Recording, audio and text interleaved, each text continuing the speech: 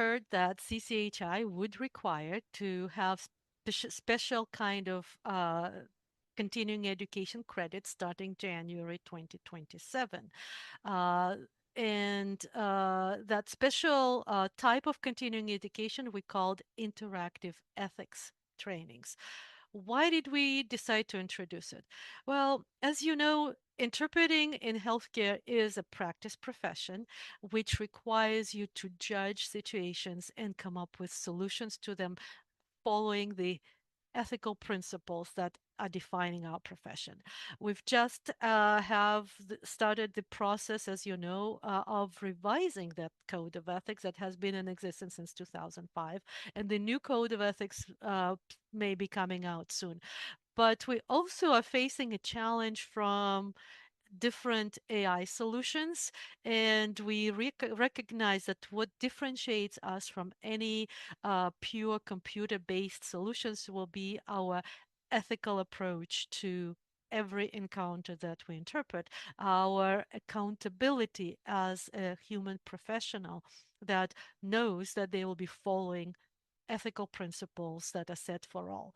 And so, because of that, we think ethics is more important now than ever.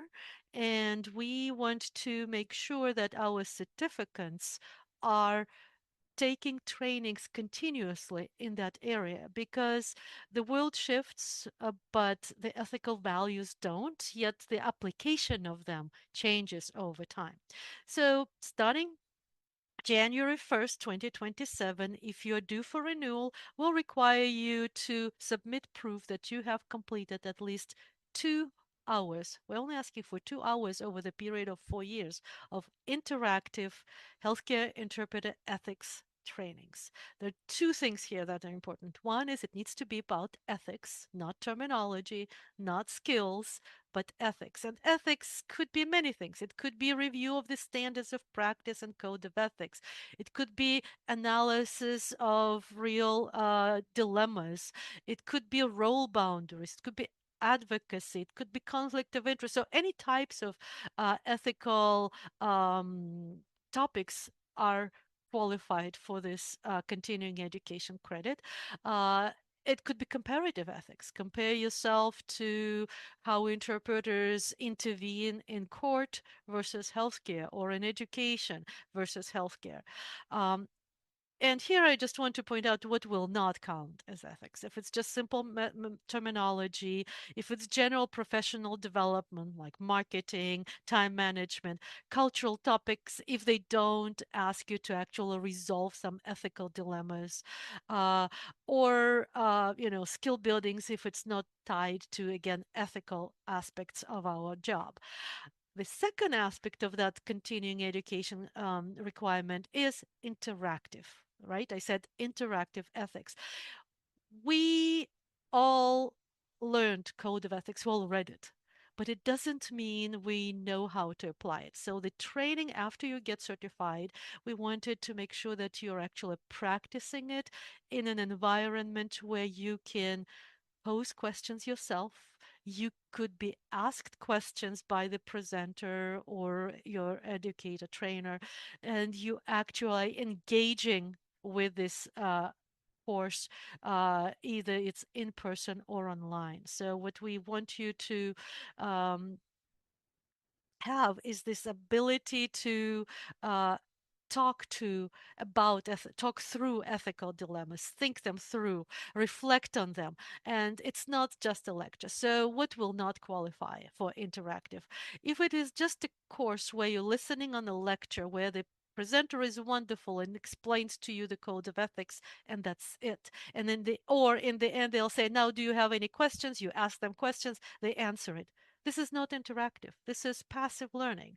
What we want you to engage in is the course where the presenter asks you questions and you answer them and then they comment on them, right? So exchange of information and thoughts is happening. It could be done through, if it's online, through polls, through quizzes.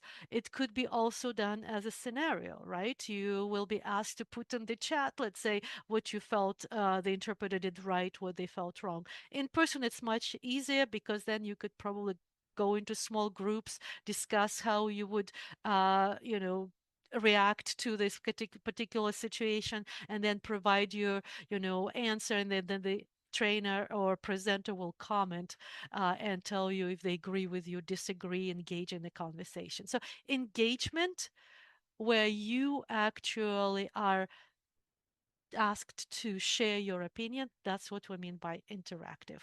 Um, and again, it could be done in person, it could be done in live, it could be synchronous, asynchronous. It doesn't really matter as long as you have the opportunity to share your opinion, and then you kind of receive a feedback of whether your opinion uh, falls within the current understanding of what is ethical for healthcare interpreters.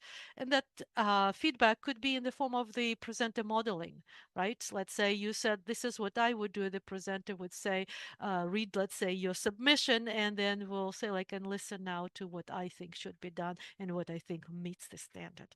So, with that, it seems very much fun because this is the area where we human interpreters will never be replaced by AI, and this is where we could learn from each other.